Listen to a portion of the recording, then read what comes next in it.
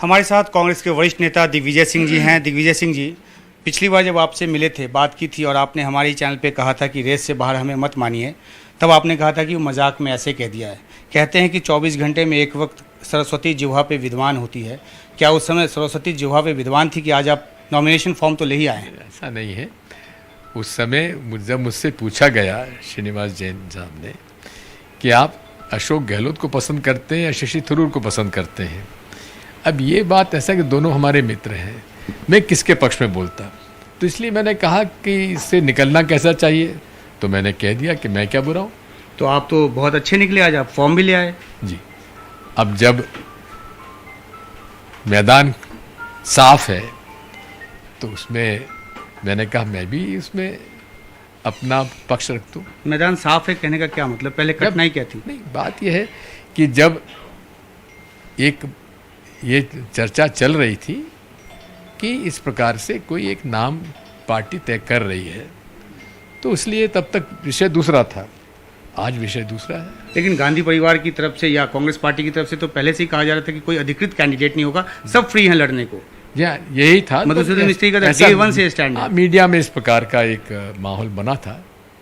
तो अब जब आप खड़े हुए हैं, आपने कहा संभावना है कल नामांकन भर देंगे, कितनी संभावना है? नहीं, मैं नामांकन पत्र तो भर रहा हूँ, उसमें कोई वो तो निश्चित है। तो वापस नहीं लेंगे ना? ये 4 अक्टूबर तक तय करेंगे। नहीं, मतलब विचार इतनी जल्दी मतलब कांग्रेस पार्टी में एक, अभी हम आपके घर के बाहर आइसक्रीम खा रहे थे तो मेरे मुंह से ऐसे ही निकला कि जब तक आइसक्रीम पिघलती है उससे पहले कांग्रेस में खबर बदल जाती है। तो वो स्थिति क्यों है आखिरकार? एक कल आखिरी दिन है नामांकन भरने का। कांग्रेस पार्टी में आइसक्रीम नहीं पिघलती है, हर पार्टी में पिघलती है। अब आप देखिए, उस समय नितिन गडकरी अध्यक्ष होते राजनाथ सिंह नहीं बन गए थे। तो आपको बीजेपी के पीछे थोड़ी चलना है, आप लोग तो कहते हैं मैं तो राजनीति की बात कर रहा हूँ, पार्टी की बात नहीं कर रहा हूँ। वो तो अभी एक्सटेंशन की बात हो गई उनकी पार्टी में, आप चुनाव अभी भी करा रहे हैं। जो तय कर लेती है, जो आरएसएस तय कर लेती है, वो हो जाता है। तो आप लोकतंत्र में थोड़ी, तो आप अधिकृत कैंडिडेट होंगे? किसका? गांधी परिवार का। देखिए, जब उन्होंने साफ कहा है कि हम इसमें कोई हस्तक्षेप नहीं कर रहे हैं, तो अधिकृत उम्मीदवार मैं कैसे मानूंगा अपने आप को? मैं अधिकृत उम्मीदवार नहीं हूँ। मैं स्वयं अपने विवेक से मैं चुनाव लड़ रहा हूँ और सभी से मैं निवेदन करूँगा कि यदि वे मुझे योग्य समझते हैं तो मुझे चुने।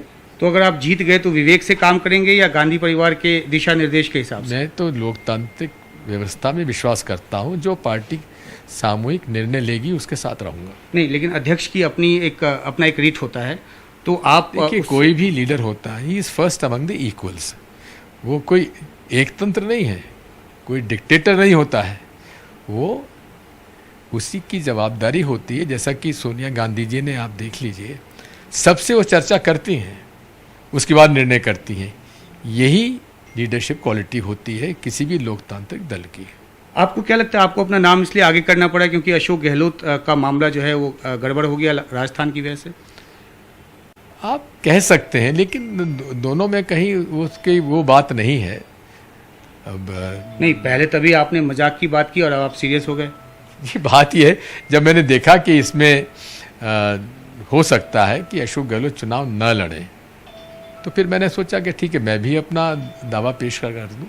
और अभी भी आप दुविधा में हैं कि नामांकन भरेंगे, भर तो रहे आप, नाम कहीं वापस न लेना पड़े। तो नामांकन तो मैं भरूंगा, इसमें कोई दो राय नहीं है। तो नाम वापस नहीं लेंगे कम से कम, ये बाद में देखिए। नहीं तो नाम वापस किस सूरत में लेंगे? देखिए, बात यह है कि राजनीतिक घटनाक्रम हमेशा बदलते रहते हैं, तो देखेंगे। अच्छा, ये जो राजस्थान में जो प्रकरण हुआ, आपको लगता है, आज माफ़ी की बात बोल कर गए अशोक गहलोत, आपको लगता है कि अब गांधी परिवार ने उनको माफ़ कर दिया या ये मामला और आगे जाए? क्योंकि के.सी. वेणुगोपाल ने ये बयान भी दे दिया है कि अगले 2 दिनों में, 1 से 2 दिनों में सोनिया गांधी डिसाइड करेंगी कि वहाँ का मुख्यमंत्री कौन होगा। अब ये निर्णय हाईकमान का होता है और मैं उसमें शामिल नहीं हूँ। लेकिन आप वरिष्ठ नेता हैं, आपका एक नुक्ते नज़र तो हो सकता है कि आप कैसे देख रहे हैं जो कुछ भी हुआ, सीएलपी की मीटिंग नहीं हुई। मैं राजस्थान के मसले पर न मेरा कोई अध्ययन है, न मैं उसके लिए अधिकृत हूँ, मैं उस बारे में कुछ नहीं कहूँगा। या आप इसलिए नहीं बोले कि गहलोत आपके 40 साल से दोस्त हैं? गहलोत जी मेरे दोस्त थे, हैं और रहेंगे। तो एक आखिरी सवाल आपसे कि अब जो है, आपको क्या लगता है राजस्थान में क्या होने जा रहा है? वहाँ पे क्या कोई नया मुख्यमंत्री आएगा या? जानकारी नहीं है। ओके, शुक्रिया।